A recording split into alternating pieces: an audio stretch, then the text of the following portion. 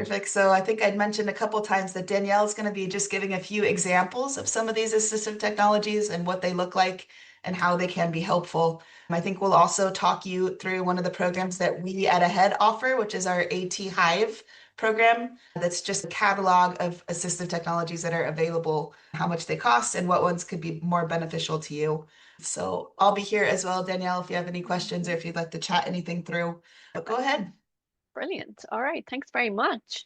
So I'm going to run through a quick presentation first, and then we're going to get into just doing a few little demonstrations of AT. It's going to be the really practical bits. We got a few little messages in there from people this morning about different sorts of assistive technology they'd like to try. Perfect. So I figured we'd bring it back to basics for the first bit because you never know who's in the audience. We talk about AT or assistive technology all the time, but maybe there's some people who are new to it.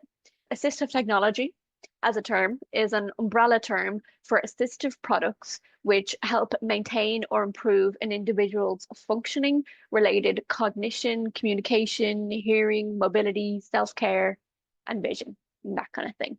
So it's a pretty broad category. Assistive technology can range from these yokes on my face here now, my glasses, to, for example, a walking stick or a cane. Or did anyone use those little squishy pencil grips in primary school? I know I definitely did to help you to grip a pencil. So it doesn't have to be the big fancy high tech things. Okay. So assistive technology can really range from like a low or no tech approach to a really high tech approach. So I have a slide here that's just showing the different ones. So on the low tech side, we have those little pencil grips. We have the physical page filters. So if anyone remembers those as well, I know I used to use those, is that they're a transparent colored filter that you can put over a book to read it. Maybe it's easier for your eyes. There is adaptive keyboards, so keyboards that aren't the standard layout that we'd all be used to, but are slightly different. And then we're moving into the more higher tech type things, which is the spelling and grammar checker on Microsoft 365, for example. Or then I've got an image here just of an accessibility icon on an Apple phone, or you could have it on an Android phone. So the accessibility built-in features. Then we're moving towards a kind of smart devices, home devices. So the Alexa, don't want to set off anybody's, but those smart home devices are smart assistants. And then we have at the end, the high tech ranges, these specific dedicated software packages that are purpose built for assistive technology. So like the screen reader JAWS. So there can be a lot of different technology. And one of the things I really loved about that conversation we've just had there is one thing that I've come across is for people who may be reluctant to use assistive technology, or maybe they don't want to whip out their C pen to read something, a lot of assistive technology these days is built into what we already use. So it's built into our laptops, it's built into our phones. And I'm going to show some examples of that now as well. So assistive technology can be everywhere. It's on our phones, desktops, tablets, or it can be purpose built. So if a student maybe is showing a little bit of hesitancy around building or using the purpose built assistive technology, maybe you can find something that's already built into the devices that they use already that maybe might be able to fill that same niche. Shameless plug, apologies, but the AT Hive is a section of the Ahead website that is essentially a crowdsourced collection of different pages that teach you or show you about different sorts of assistive technology programs or softwares. So you can, maybe Damien might drop that in the chat, the link to that, but it is a resource. It has over 60 now, I believe, different assistive technologies, and you can go through the different categories to see which assistive technologies might help you with what you're looking for and that. So it's really great. I really would encourage you to have a look at it. And if you come across an assistive technology or even a tip, there's some things in there that are like digital tips on how to use XYZ. If you find something or if you use something that's not there, there is also a submission form. So please do write into us and we can put that up. It is a crowdsourced resource, so it is as strong as the submissions are. So I'm going to pop into some demonstrations now, and I'm actually going to start with one that I was thinking about. So let me see. I can just see a question there. Would the speech assistant device be used by children who are non-verbal? Yeah, you mentioned speech assist. Yeah, exactly. That's a great question, Tina. So there are speech assistant devices that can be used for those who are nonverbal. So yesterday we had a session where we heard the words from a young man called Fikor Ryan, who uses augmentative and alternative communication, AC, and he uses an alphabet board, for example. But there are so many different types of augmentative and alternative communication out there that can be used for those who are maybe non-verbal or non-speaking. So absolutely, they can definitely be used.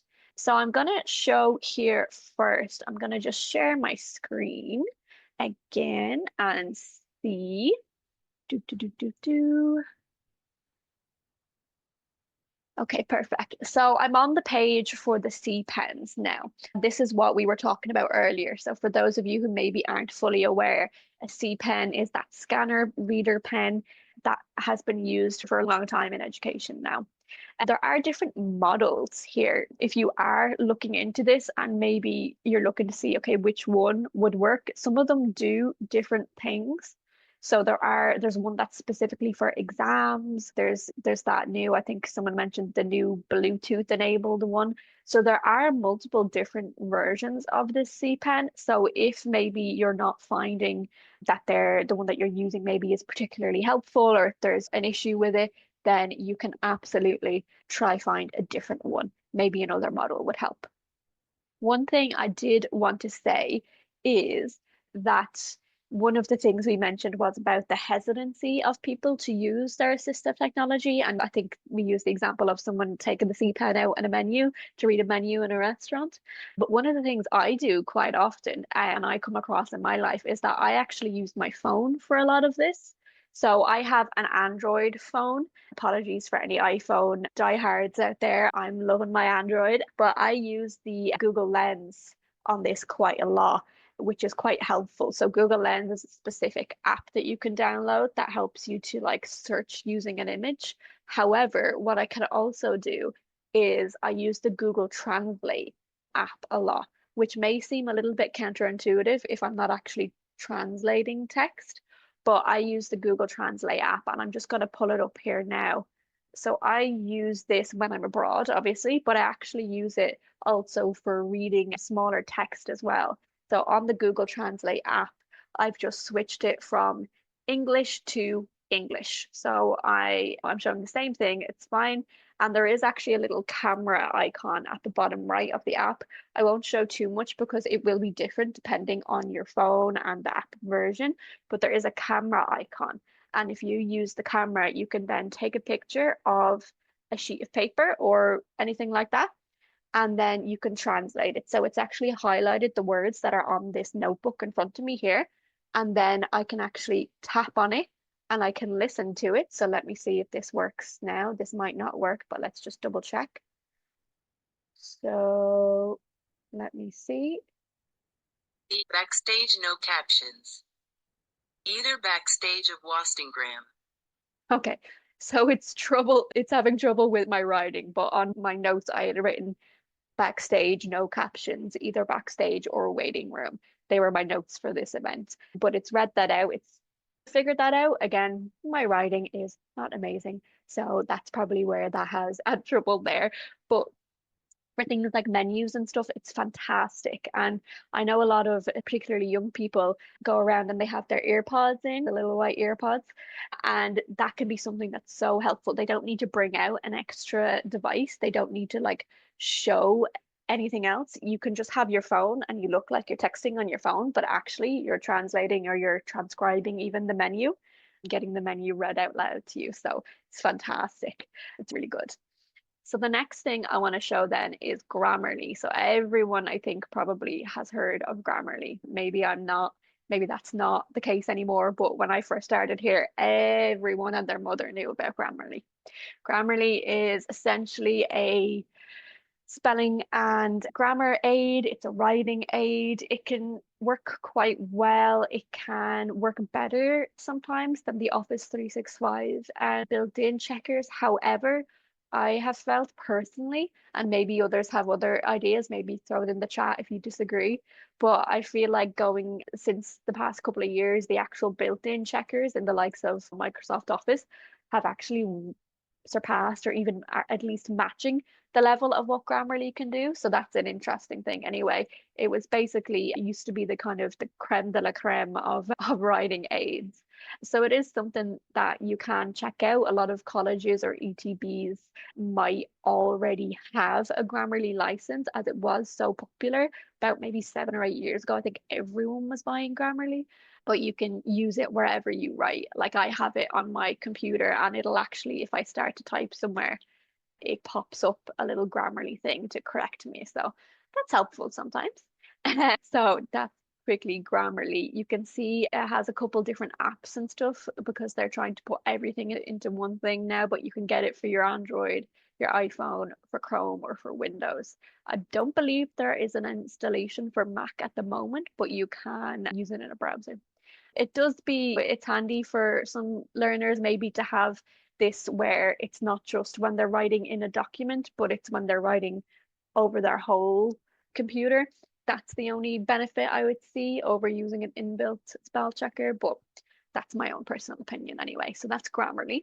And again, I'm flying through these because I think a lot of people, one, might already know, but two, there is more information online on the AT Hive. These are all items that are on the AT Hive, with the exception of one, which I'll talk about in a moment, and you can have a look at them. The next one that most people probably know is Glean. So Glean is what came after the recording pens. So we had the C pens, which were like the scanner pens, but then this other version was like a recording pen. So you would use it to record lectures maybe or your classes. But I have found now myself that like a lot of people are switching to Glean. And Glean is this browser software. Unfortunately, my free trial expired and I forgot to renew, so I can't actually show you Glean for real. But it is one of those things that it recognizes the voice and it transcribes it, and it can also help you to create study notes. One thing that not a lot of people know about Glean as well is that they do have a bunch of resources available for learners, which is really cool. So I'll actually put this link in the chat. It's for free student resources that might be helpful.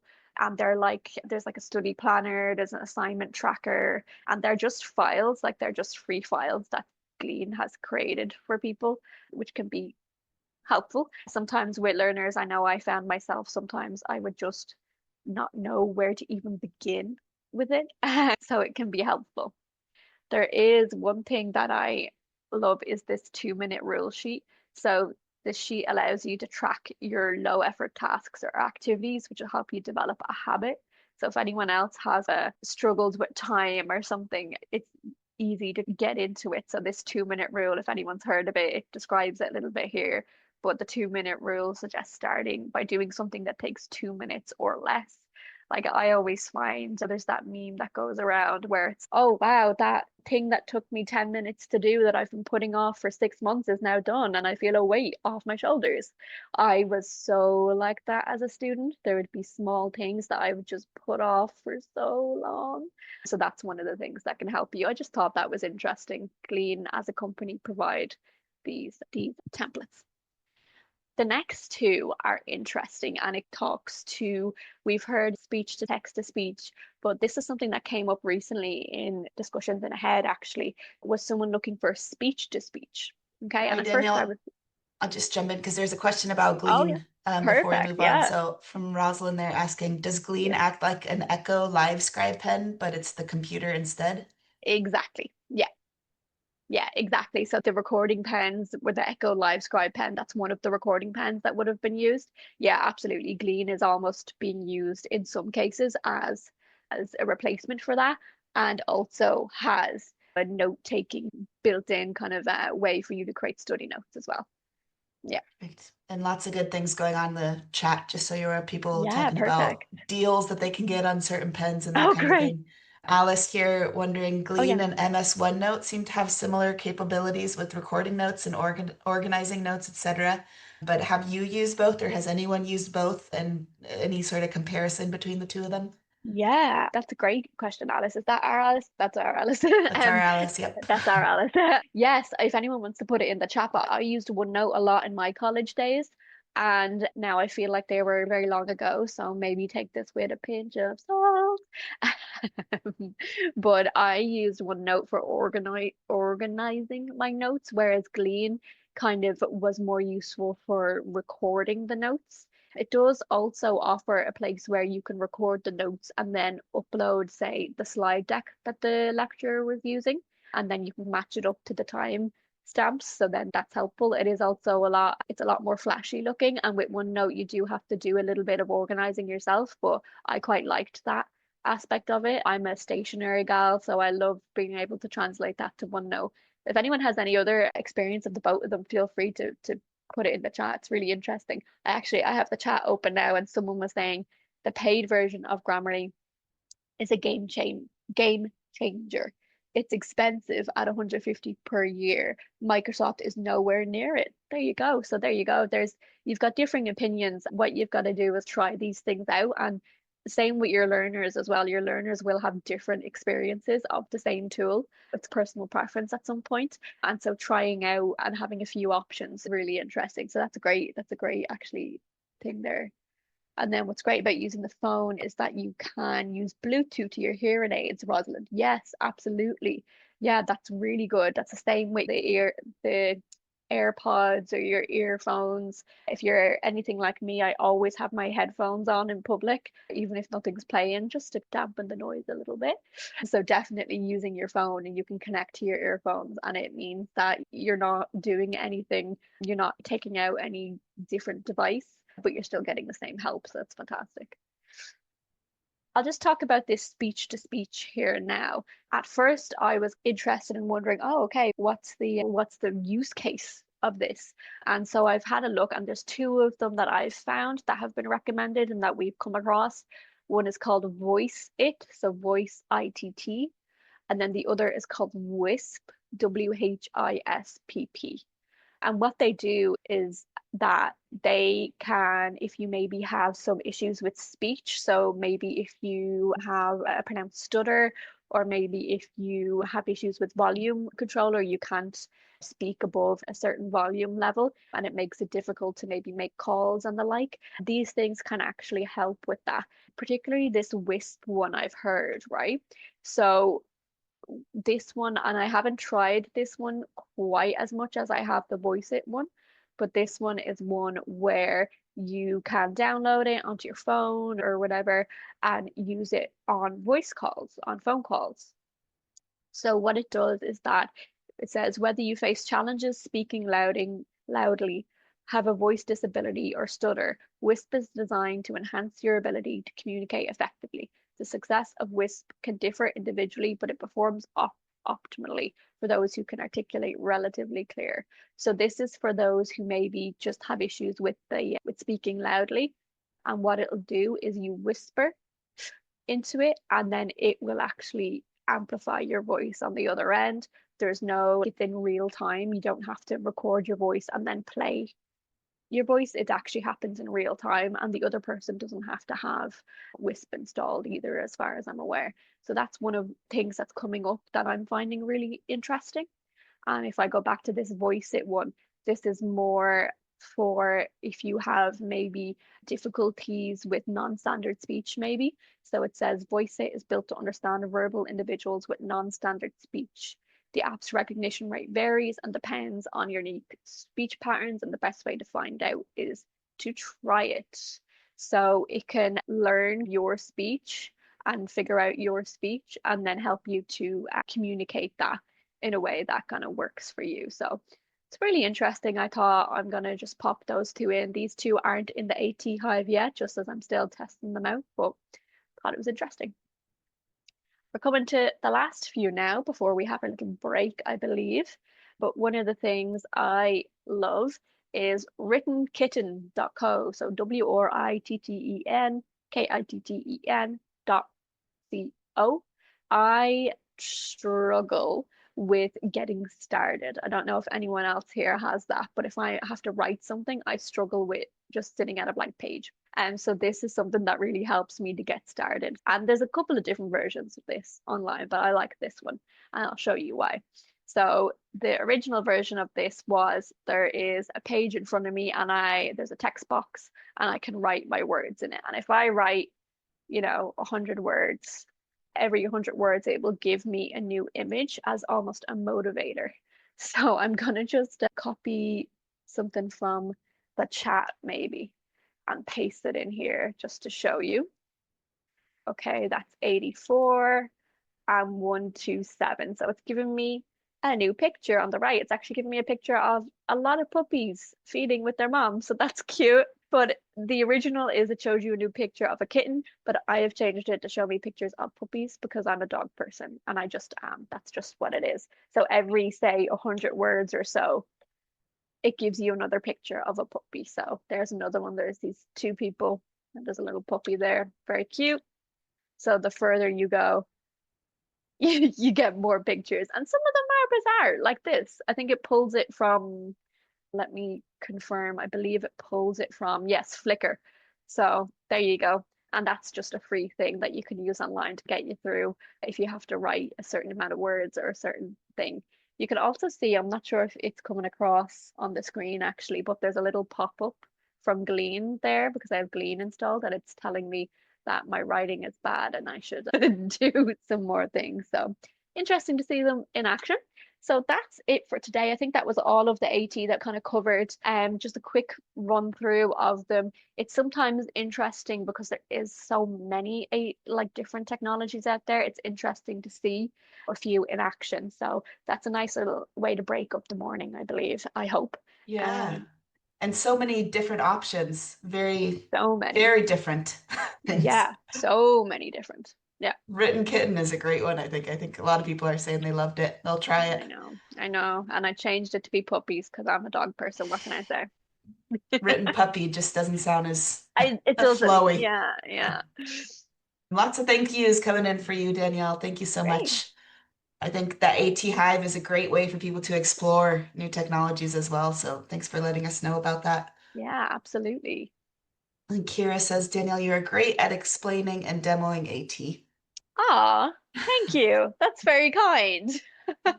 Danielle has also done, I think, loads of these similar types of sessions at various ETBs and HEIs. So she's really nailed down what works. Talking. But not getting started on projects. Yeah. Unless you have puppy rewards. Uh-huh.